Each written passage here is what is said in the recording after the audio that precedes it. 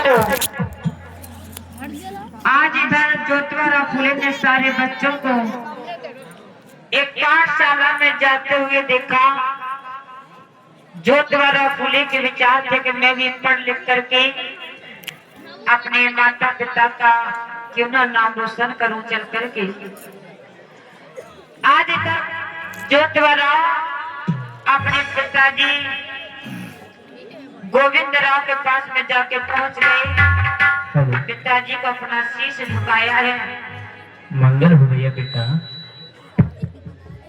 और बताओ बेटा कैसे आना हुआ?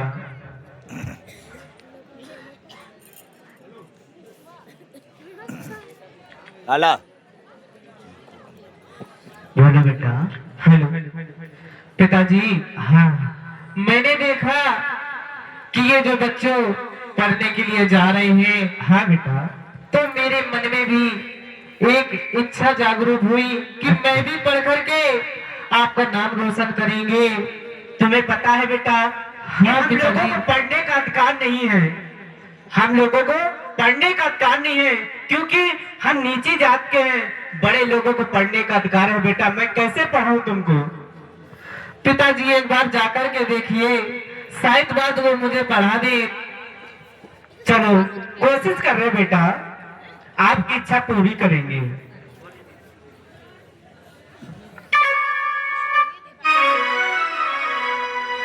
आज गोविंद राव ने कहा बेटा सुनिएगा। बोलो पिताजी।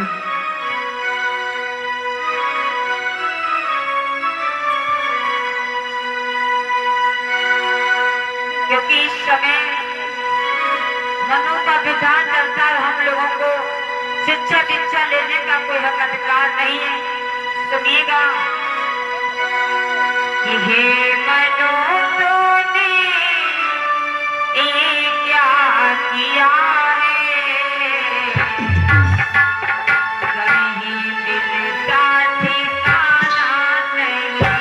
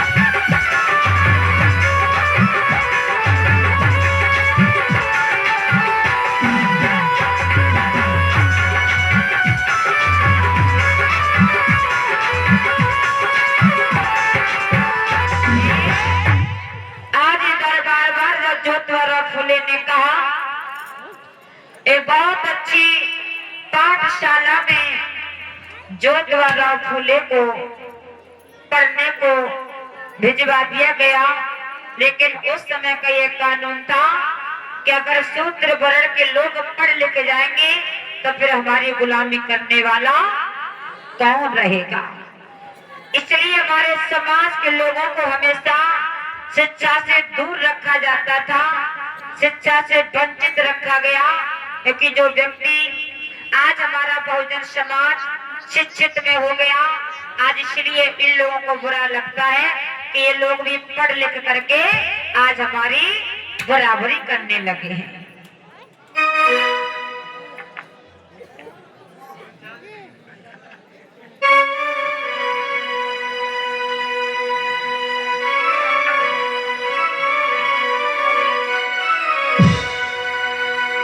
बेटा पढ़ने को भी जब आयो है,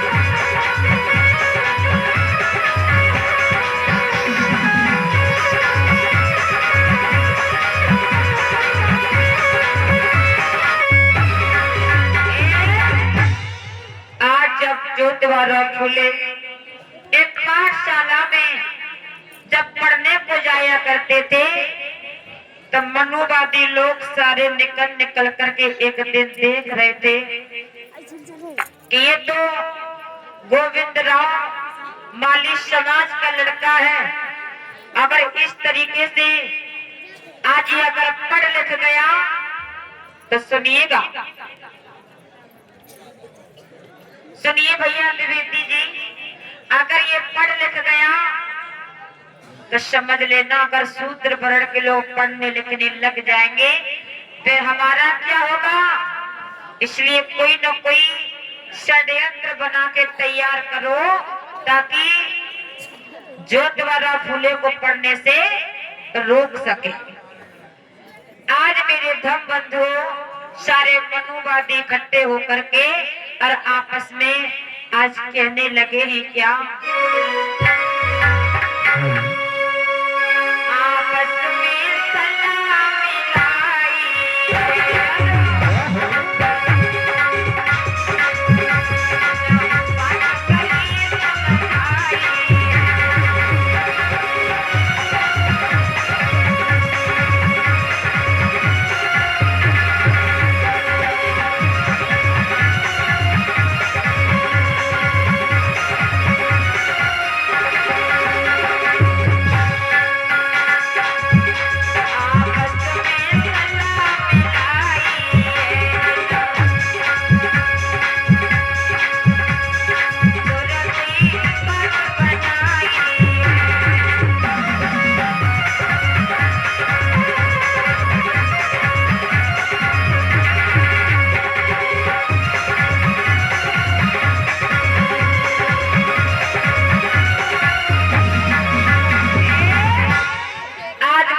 लोगों ने आपस में सलाह मिला करके कहा कि देखिए शूद्र वर्ण का बालक है, अगर इस तरीके से शूद्र वर्ण के लोगों में अगर शिक्षित लोग हो जाएंगे फिर हमारा क्या होगा। आज ये एक पढ़ेगा, 1 से 2 हो जाएंगे, 2 से 4 हो जाएंगे, ये तो बहुत ही बड़ा अनर्थ होने वाला है। ऐसा नहीं होना चाहिए। तो आपस में षड्यंत्र बना करके और आज गोविंद राव के घर पर जाके पहुंच गए और गोविंद राव के घर पर जाकर के आज कहने लगे, गोविंद राव हेलो, शायद तुम लोगों को ये नहीं पता तुम्हारा बेटा पढ़ने को जाता है क्या। हाँ, ऐसा जाता है। क्यों? पढ़ने को, अरे पढ़ लिख करके तुम लोगों का क्या होगा? अरे साहब हाँ क्या करे, वो जिद करत है पढ़ लिख कर कुछ जवान बने हैं। आप लोगों की सैक करत, हमें पता है हमको कि वो हमारा बेटा पढ़, हम लोगों को पढ़ने का अधिकार नहीं है, अकेले वो जिद कर रहा है साहब। अच्छा, हाँ पहली बात तो ये है, बोलिए। क्या आप अपने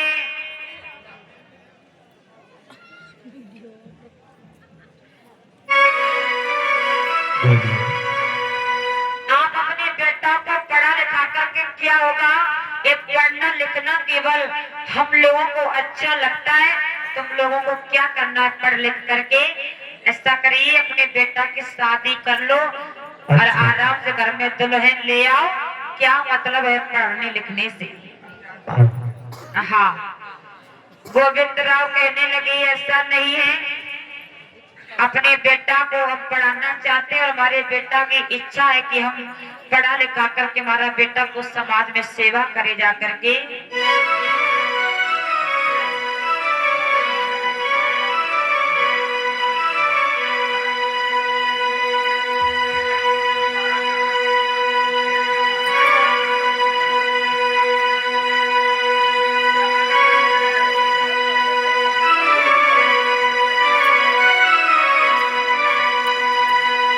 आज इधर गोविंद राव के बेटे को पढ़ाई से रोकने के लिए कहा, क्योंकि इनके मन में ये विचार रहा करते थे, क्योंकि आज भी वही विचार है और पहले भी इनके वही विचार रहा करते थे कि आज भी हम लोगों को शिक्षा से दूर रखा जाता है और रखा जा रहा है। क्योंकि अभी आप लोगों ने सुना होगा, क्योंकि ये आदेश आया था कि स्कूलों को बंद कर दिया जाएगा, स्कूलों की जगह अगर दारू के ठेका बंद करते जाए तो कितना सुधार हो जाएगा।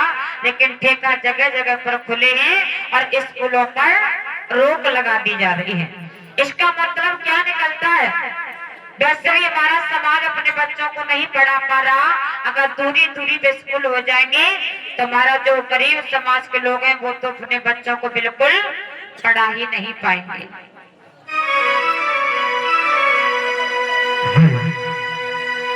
आज इधर गोविंद राव कहने लगे मैं अपने बेटा को पढ़ाना चाहूंगा, मैं अभी शादी नहीं कर सकता हूँ। जब गोविंद राव ने इनकी बात नहीं मानी तब मनोवादी लोग आज कहने लगे हैं तिलकधारी देखिए, या तो मेरी बात प्यार से मान जाओ, नहीं तो याद रखना तुम्हारा एक ही घर यहाँ रहता है, तो मैं यहाँ से मार पीट के भगा दिया जाएगा, समझे?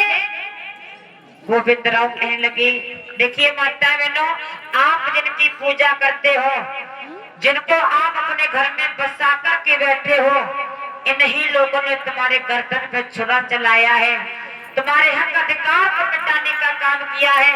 अरे अब तो जग जाइए मेरे बहुजन ओबीसी समाज के लोगों, अगर आज भी तुम लोगों की आंखें नहीं खुली तो याद रखना तुम्हारे सारे हक अधिकार एक एक करके खत्म कर दिए जाएंगे और बाबा साहब दुनिया में जन्म लेकर के नहीं आने वाले। जो दूसरा संविधान, इतना सुंदर संविधान आप लोगों को कोई बना के दुनिया में दे जाए। आज इधर धमकी देने लगे हैं और कहने लगे अगर तुम लोगों ने मेरी बातों को नहीं माना तो आप लोगों को मार के यहाँ से भगा दिया जाएगा, समझ लेना। गोविंद राव को जब डर लग जाता है तो कहने लगे ठीक है, मैं आपकी बात को स्वीकार करता हूँ, जैसा आप कहोगी मैं वैसा ही करने के लिए तैयार हूँ। आज गोविंद राव को धमका करके फटकार करके चले गए और जब चले जाते हैं तो गोविंद राव के चेहरे पर उदासी छा जाती है।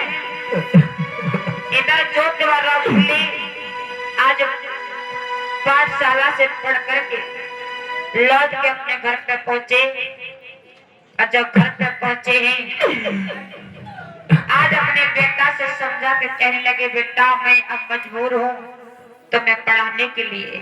बेटा हाँ पिताजी, मैं आपको मना कर रहा था कि हम लोगों को पढ़ने का अधिकार नहीं है बेटा, तुम अपनी जबरदस्ती करो बेटा। सुनो बोलो पिताजी, आप तो अपनी पढ़ाई कर बंद, अब अपनी शादी करो बेटा।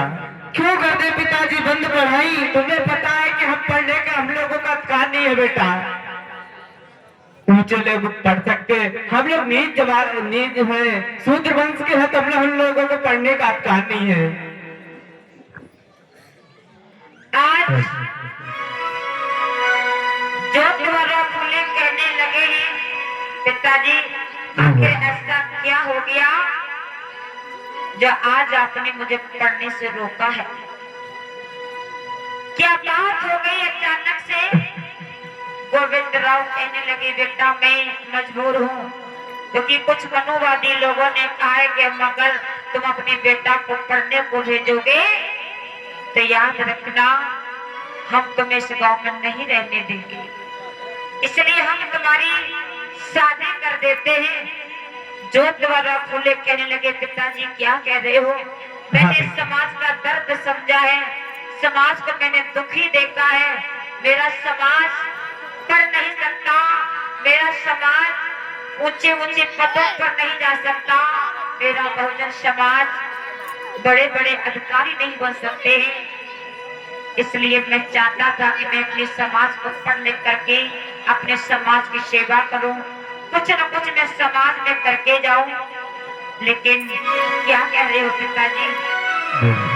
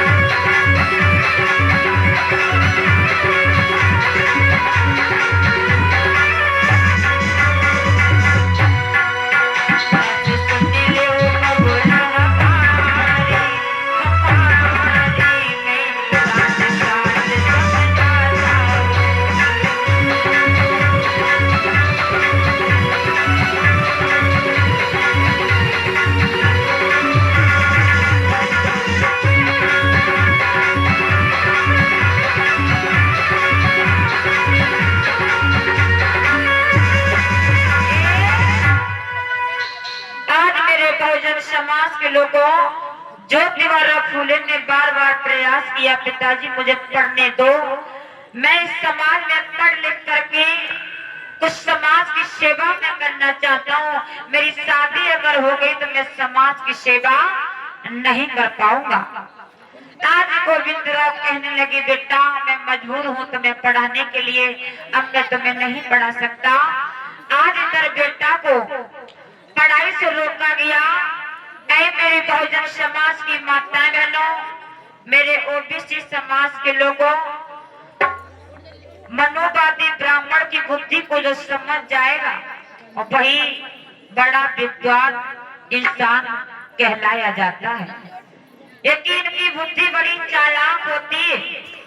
क्योंकि मैंने एक बार कह दिया था ना कि इनकी जो बराबरी करेगा इनकी उनसे नहीं बनती है।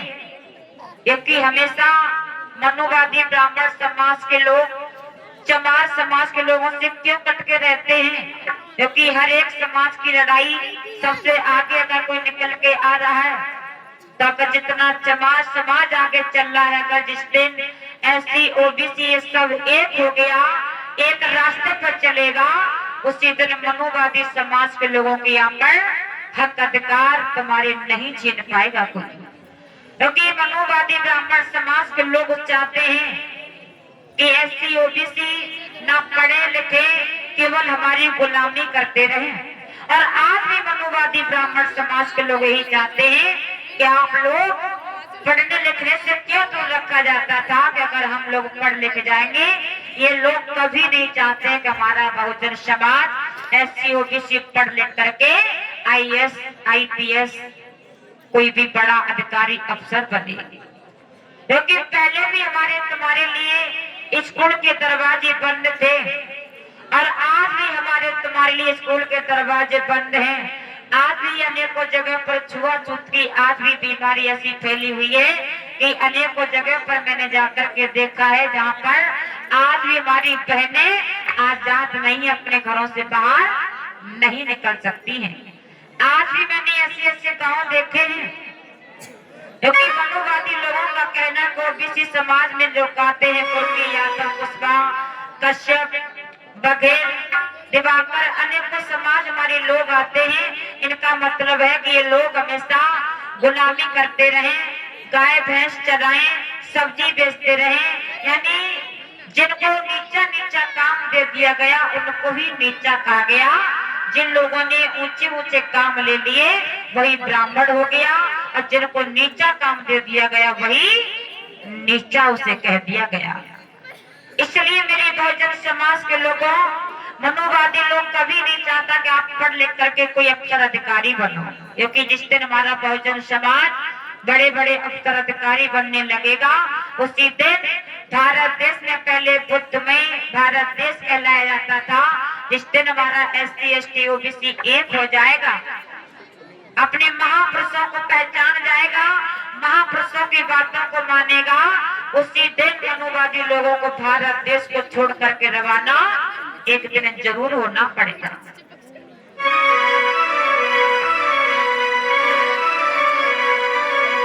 लेकिन बाबा साहब अम्बेडकर का संविधान, चाहे वो एससी हो, चाहे ओबीसी हो, चाहे किसी भी समाज का व्यक्ति हो, बाबा साहब अम्बेडकर का संविधान सभी लोगों को बराबर का दर्जा देता है। बाबा साहब अम्बेडकर का संविधान कहता है कि आप लोग पढ़ लिख करके बड़े बड़े अफसर अधिकारी बनिएगा, मंत्री विधायक बनो, आईएएस आईपीएस बनिएगा। लेकिन ब्राह्मण चाहता है कि आप लोग नीचे नीचे कामों में मस्त रहो। मेरे पास एक बार फोन आया, मनोवादी लोगों ने कहा कि आप हमें लगता है कि आतंकवादी भारत देश में बन के रह रही हो। हमने कहा कैसे? क्या आपको शायद नहीं पता कि आप हिंदू बन करके हिंदुओं की बुराई करती हो? मैंने कहा ठीक है, अगर मैं हिंदू हूँ तो एक बात ध्यान से सुनिएगा, अगर भारत देश में हिंदू और मुसलमान की लड़ाई अगर आप लोग बता रहे हो, मेरे लिए मुसलमान खराब नहीं है। मैं नहीं कहती मुसलमान खराब है। अगर हिंदू मुसलमान की लड़ाई भारत देश में चलती है तो हमने कहा सबसे ज्यादा लड़कियों की शादी ब्राह्मण समाज की मुसलमान के लिए जाती है। क्यों जाती? उनका मुंह बंद हो गया। हमने कहा अगर हिंदू मुसलमान की लड़ाई तुम लोग बताते हो तो हमारे समाज की लड़कियां नहीं मिलेंगी मुसलमानों में।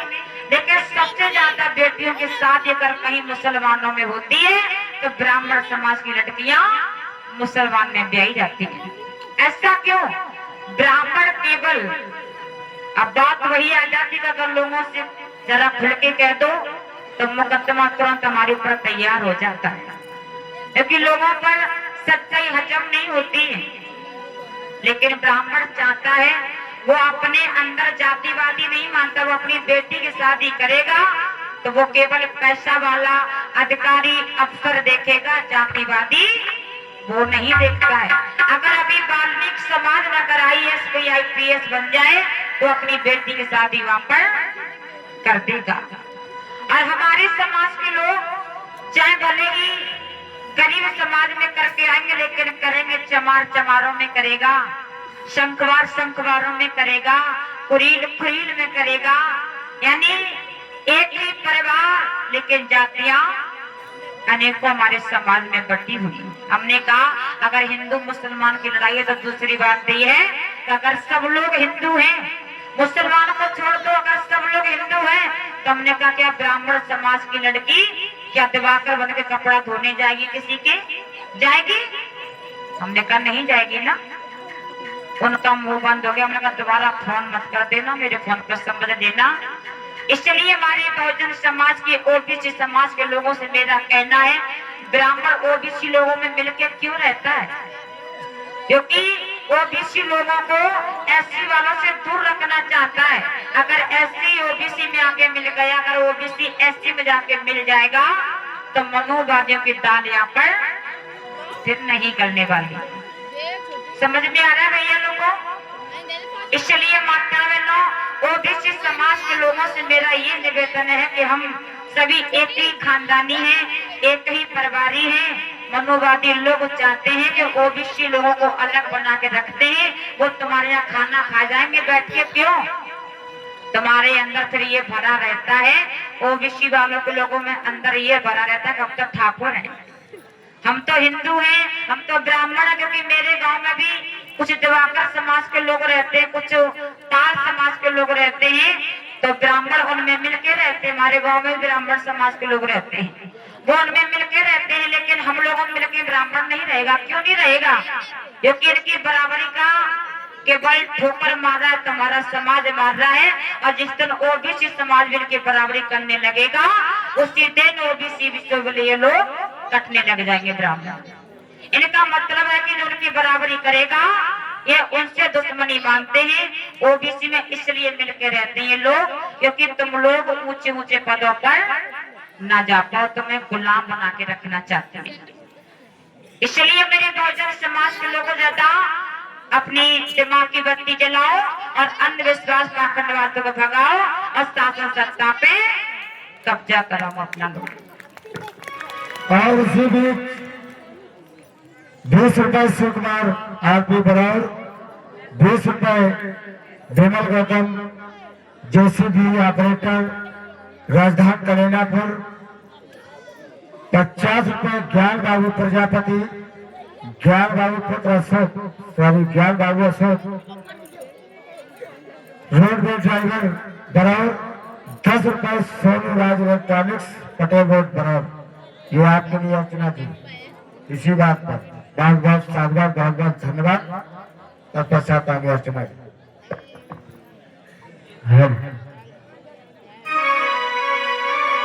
और देखिए आज आप लोग प्रसंग भी चल रहा है माली समाज का ही, ये भी ज्योतिवारा फुले OBC समाज के थे जिन्हें सूत्र कहा जाता है। आप अपने अंदर जो आज तक रंग भरा हुआ है तुम्हारे अंदर कि हम ठाकुर हैं कि ब्राह्मण हैं, आप कभी नहीं बन पाओगे। लेकिन आप अपने इतिहास को जानिएगा। देखिए लोग किस तरीके से हमारे समाज के लोगों को पढ़ने से रोका जाता है। कोई अच्छा अधिकारी बने उसे मार दिया जाता था, पहले जीभ काट ली जाती थी, किसी के हाथ काट लिए जाते थे। ये मैं नहीं कह रही हूँ, अगर मेरी बात आपको झूठी लगे तो आप मनुस्मृति उठा करके देखिएगा, उसमें आज भी सबसे ज्यादा अगर दंड किसी को माता बहनों सबसे ज्यादा बुरी हालत थी तो आज भी लिखा उसमें डाल के देख लेना कि भारत की नारी मनु की मारी। सबसे ज्यादा मनुवादी लोगों ने माता बहनों की दशा यहाँ खराब कर रखी थी। आज अगर ज्योतिबा फूले को समझा दिया, शादी की बात जब आ जाती है तो ज्योतिबा फूले ने जवाब दिया है, अगर मेरी शादी कराना चाहते हो तो एक बात हमारी सुनिएगा। जिस लड़की से मेरी जीवन साथी बनना चाहती है, मेरी एक बार उससे तो बात करा दीजिए। गोविंद राव ने कहा ठीक है, मैं अगर ऐसी इच्छा है तो मैं लड़के से तुम्हें अवश्य मिलाऊंगा।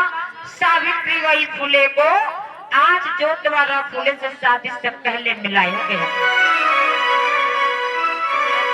सावित्री बुलवाई कर बात कही समझाई के, सावित्री से बोली उठे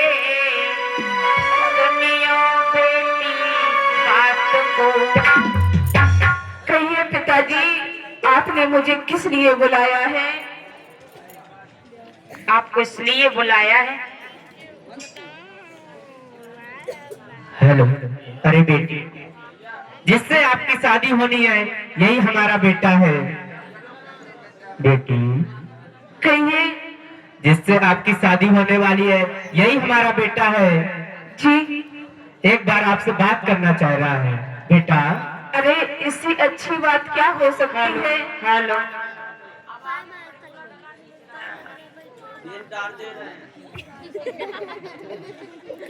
हेलो, हेलो, कहिए।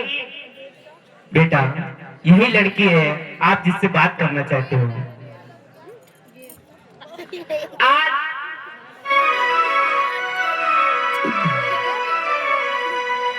ज्योतिबा फूले सावित्री बाई फूले के सामने जब खड़ा किया गया तो ज्योतिबा फूले कहने लगे, क्या आपका ही नाम सावित्री बाई फूले है? जी, हमारा ही नाम सावित्री है, लेकिन आप कहना क्या चाहते हो? मैंने सुना है कि मैंने पिताजी के मुखारबिंद से सुना कि मेरे जीवन के साथी बनना चाहती हो, लेकिन मेरे जीवन में आने से पहले मेरी कुछ शर्तें हैं आपसे, क्या आप मेरी शर्तों को निभा पाओगी? कैसी बात करते हो? अगर मैं आपके जीवन में आना चाहती हूँ तो आपकी जो शर्तें हैं वो बताइए।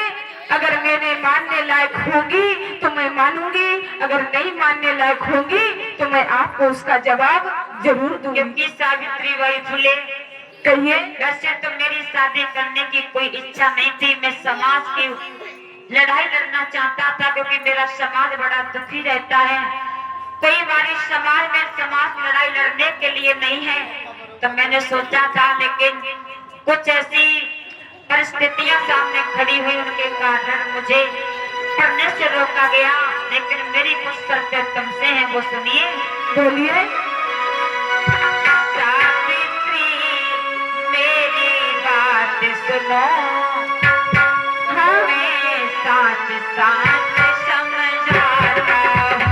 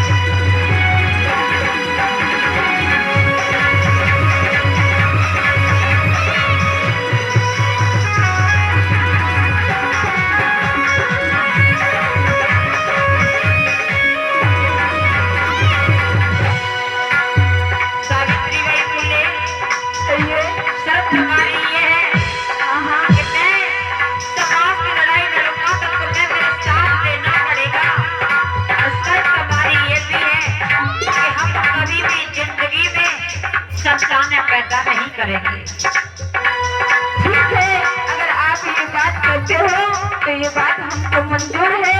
ध्यान देना भैया लोगों, माताएं बहनों, आजकल की दुनिया में अगर 2 साल अगर संतान पैदा न हो तो घर में ठिकाना नहीं रहता।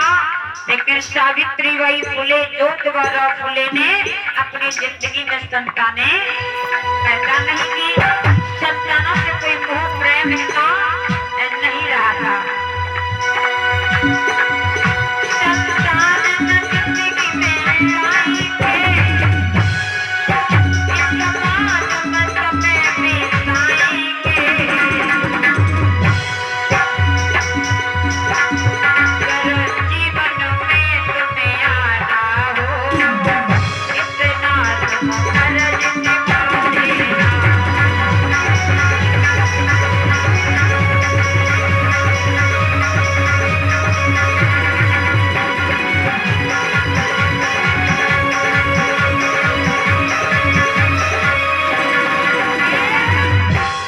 सावित्री, कहिए, क्या इतना तुम मेरे साथ में कर पाओगी? क्या हम जिंदगी में कभी संतानों से मतलब नहीं रखेंगे? कैसी बात करते हो? अगर आप सुनना चाहते हो तो सुनो। मैं आपके जीवन में अगर आ रही हूँ तो मैं आपके लिए क्या नहीं कर सकती? अरे आप मेरे क्या नहीं हो, सुनो।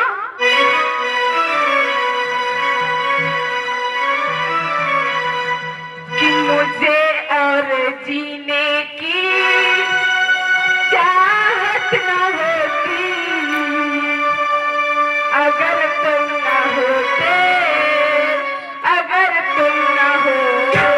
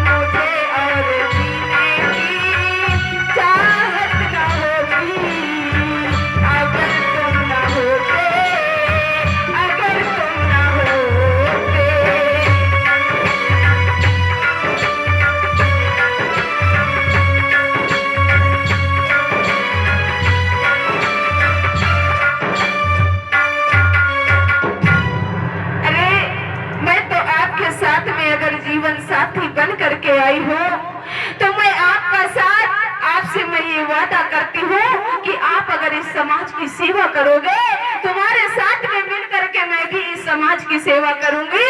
कभी जिंदगी में संतान पैदा नहीं करूंगी, मैं इस समाज को ही अपने संतान के समान समझने का काम करूंगी।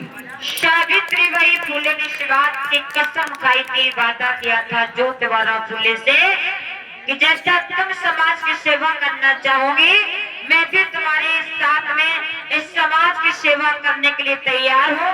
तुम भैया लोगों की करना, मैं माता बहनों की सेवा में तैयार रहूंगी। मैं कभी भी अपना पीछे कदम नहीं हटाऊंगी और न ही मुझे संतानों से प्रेम है, न मुझे अपने घर से प्रेम है। मैं भी समाज की सेवा ही करने के लिए हरदम तैयार रहूंगी। ये बात सावित्रीबाई फुले ने कही थी। ज्योतिबा फुले कहने लगे, धन्य हो सावित्रीबाई फुले, मैं नहीं जानता था कि तुम मेरी शर्तों को निभा पाओगी। लेकिन कहने लगे कि करड़ी धरड़ी कभी कटी हुई, तुम जैसी किसी अबला से, बलवानों की कर इज्जत है, तुम जैसी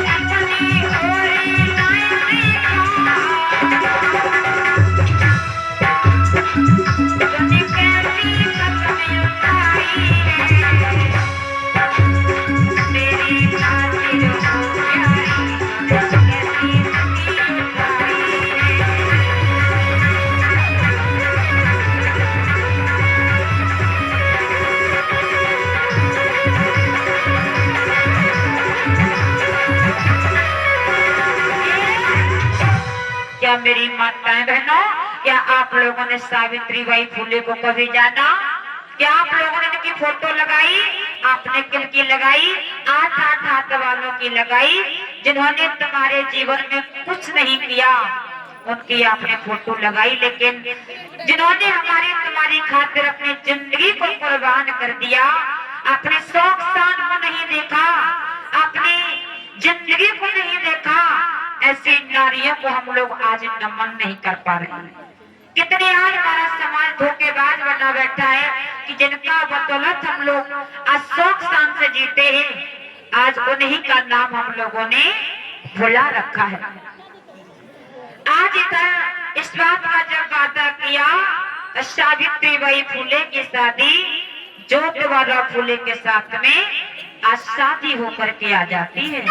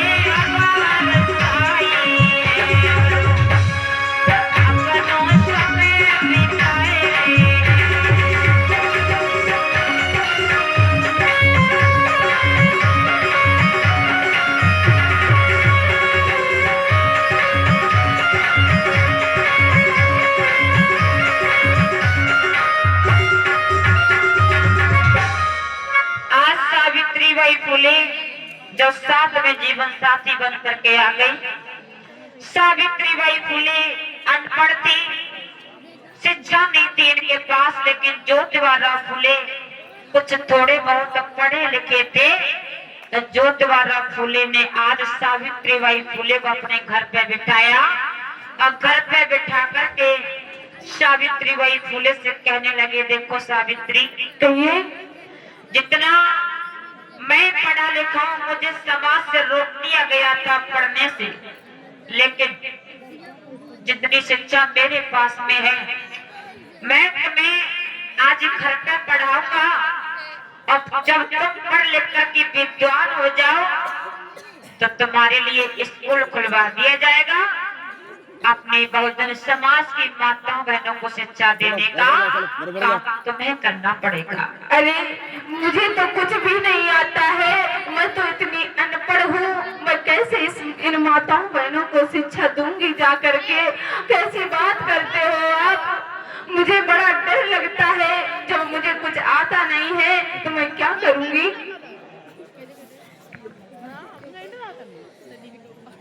माता सावित्री बाई फुले, देखिए माताएं बहनों, अगर आजकल तुम्हारे पति चाहे भले ही डीएम क्यों ना हो, है ना, और तुम्हारा पति कहे आज हम तुम्हें पढ़ाएंगे, अरे जाओ तुम डीएम अपनी ऑफिस के हो, यहाँ पे तुम रोटी करने वाले हो, रोटी करके दो हमें। हाँ डीएम, तुम अपनी ऑफिस के डीएम होंगे, यहाँ तुम्हारी डीएम गिरी यहाँ नहीं चलेगी। यहाँ पे तो तुम्हें जो हम कहेंगे वही करना पड़ेगा। उल्टा पढ़ा देगी लेकिन पढ़ेगी नहीं अपने पति से, है ना। लेकिन ज्योतिबा फुले आज अपने घर पे बैठा के पढ़ाते हैं।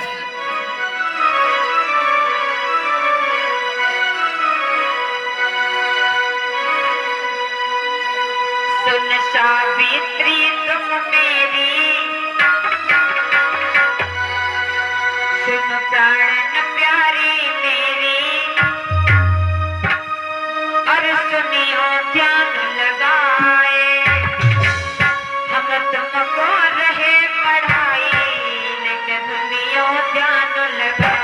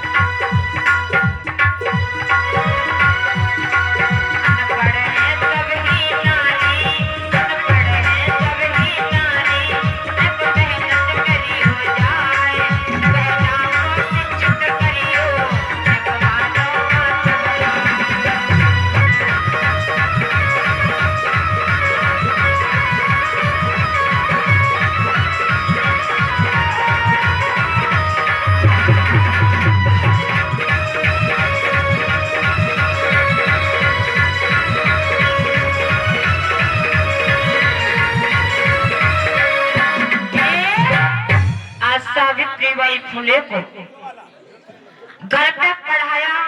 बहुत काफी दिन मेहनत करते थे सावित्रीबाई फुले को पढ़ाने में। आज बहुत कुछ सिखा करके सावित्रीबाई फुले को तैयार कर दिया। और सावित्री से कहने लगे, ज्योतिबा फुले, देखो सावित्री, कहिए। मैंने आज तुम्हें जितना आज तक मैंने सिखाया है, पढ़ाया है, हाँ, जितना तुम जानती हो उतना ही अब अपनी बहुजन समाज की माता बहनों को शिक्षा देने का तुम्हारा काम है।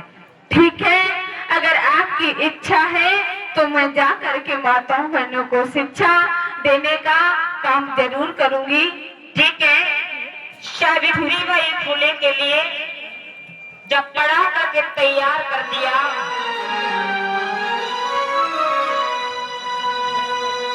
सावित्रीबाई फुले का साथ रही थी जो मुस्लिम समाज में थी मैया फातिमा शेख, उनका बेटा था टीपू सुल्तान। उन्होंने भी बहुजन समाज के दीन दुखियों के लिए बहुत ही माता बहनों को कपड़े पहनने का अधिकार दिया था। सावित्रीबाई फुले का सपोर्ट मैया फातिमा शेख का बहुत ही बड़ा सपोर्ट रहा था, क्योंकि अपनी जगह देकर के मैया फातिमा शेख ने, क्योंकि इनका जमीन नहीं थी, तो फातिमा शेख ने अपनी जगह देकर के ज्योतिबा फुले सावित्रीबाई फुले को बहुजन समाज की माताएं बहनों के लिए एक स्कूल बनवाने के लिए जगह दी। आज सावित्रीबाई फुले हर एक माताएं बहनों को शिक्षा देने को जा रही है।